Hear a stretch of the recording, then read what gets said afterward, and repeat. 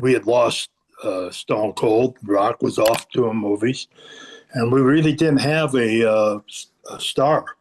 And I guess that's where Vince saw the future. He said, "These guys are all leaving. I needed to create a new, hero." And so it took a while. The only way you become the best hero is to be the best villain.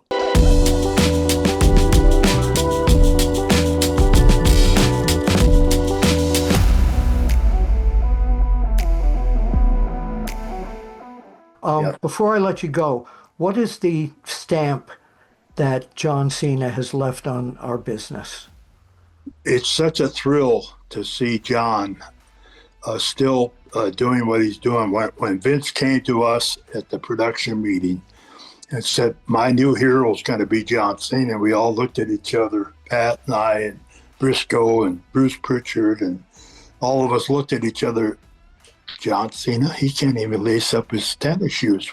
How are we going to make him the hero? But Vince believed in him. He loved his work ethic, and just thought, this is the guy I trust that's going to be there when I want him to be there.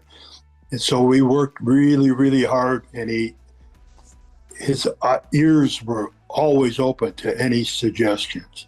I taught him how to salute. Vince told me, take John into a back room over there and teach him how to salute, because I want him to salute when he comes out. And I said, okay.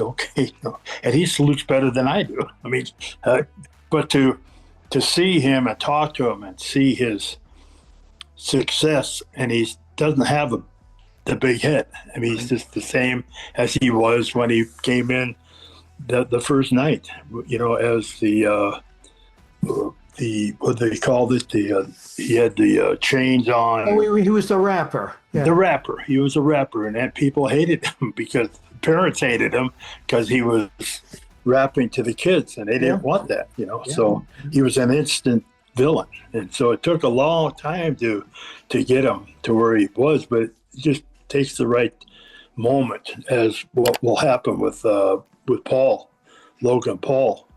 It just takes that one moment, but he's got to give it some time. What would you say Cena's legacy is in the business?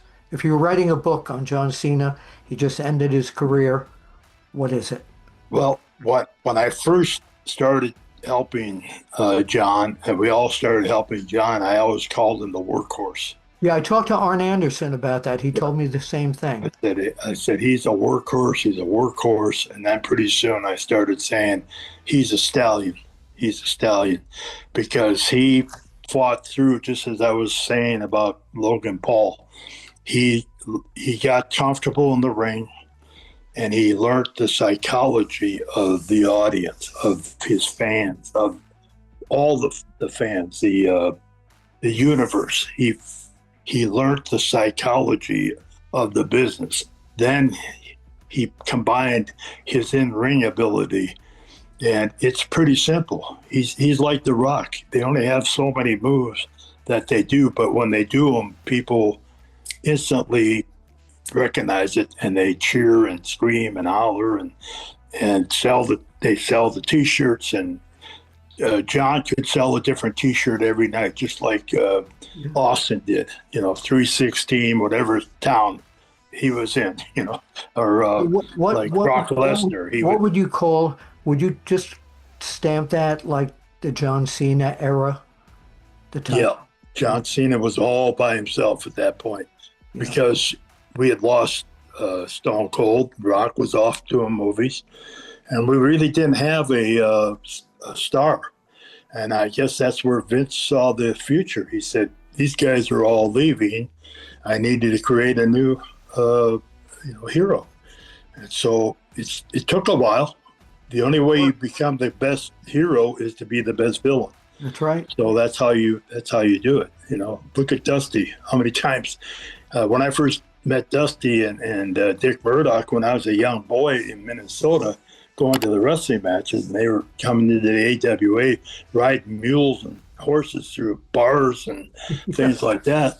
They were the ultimate villains. They didn't care about anybody, and they just kicked ass and took names, and it worked. It worked. It works. And when it was time for him to be the American Dream, he started doing his little dance, and he became one of the biggest heroes in the business. Yeah, look at his son, Cody. That's exactly what I was going to say. Look at people who didn't believe in Cody because of his size and everything. Right. And boy, he made his papa proud. As did Dustin. He did. And he's a real professional. My daughter got tickets to a match in Greenville, South Carolina, took her, my grandson and a couple of friends. And after the matches, after the dark match, Cody was in it. He went around the ring and took pictures, selfies with everybody, shook hands, hugged, and he ran into my daughter. She had a Sergeant Slaughter shirt on, and he said, "You know him?" She said, "Yeah, that's my dad." He said, "I just watched his match with Pat Patterson yesterday, and I'm watching all of his matches because you only learn from the best." And my daughter was just like, "Oh my God, you actually, are speaking to me about something, that means something, Yeah. It wasn't just like, hey, hi, how are you? Thanks for being a fan." But he was actually, when I went to do the tribute with everybody for Hulk, Cody wasn't there. He was rehearsing. So when we came out, Hunter said, "I want you to be next to me, but leave a little space." I didn't understand what he was talking about. So when it came live, here come Cody, and he stood next to Hunter and me. And so when we got done, he turned to me and we shook hands, and I said, "Keep the ball rolling. I mean, the ball's in your court. It's your time now." And he shook my hand, and next day I got a text from him, and he said, "Thank you. That meant a lot to me." And that's the kind of guy he is. He understands the business, and those who paved the road for him, and those that before me, and paved the road for me to jump on, and I just was a little too early. I wish I could have been 10 years later. No, I love what you did. And Sarge, thank you so very much for Thank you, Bill. And God bless Hulk Hogan. He'll always be there. Hang on. Hang on. There he is, the Hulkster. Well, you know something, Sergeant Slaughter. There you go. See how all the maniacs, brother. That was an incredible when he changed the business twice. He did the reverse of what we were talking about. This second version of him, right, I like even better than the original. Right. We talked at length about how you be the biggest hero in the business. He went from being the biggest hero to the biggest villain because people just, it was what Vince Kennedy McMahon taught me was the element of surprise. The night he came into Allentown and said, "Are you ready to go against the Iron Sheik?"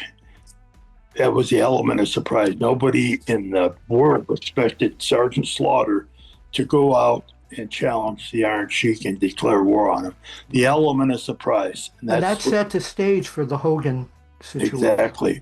He had the element of surprise. He walked in there nonchalantly, and when he left, he was the biggest villain in the business at that point. Yep. Thank you, Sarge, so very much. Thank you. Always good talking with you. Likewise. And George, where can people find you on social media? Yeah. WrestleMania is going to Las Vegas again. Yes. I don't know if that's going to be a permanent thing. It may be, but where can people find you online? Yeah. What's that? Where can people find you on social media? Well, I'm on social media, but I get so many people wanting to ask me questions. I just run out of time. Sometimes at 5 o'clock in the morning, I'm still trying to answer people back. Go to Google and do a search on B.I. Joe, is going strong. We just re-signed with Hasbro for another 2 years. Got 2 more figures coming out. One is already available. The other I can't tell you about, but swore to secrecy. But everything's going great. Yo, Joe. All right. The real Sarge, American hero. we love you here. Thank you so much. And Love you all.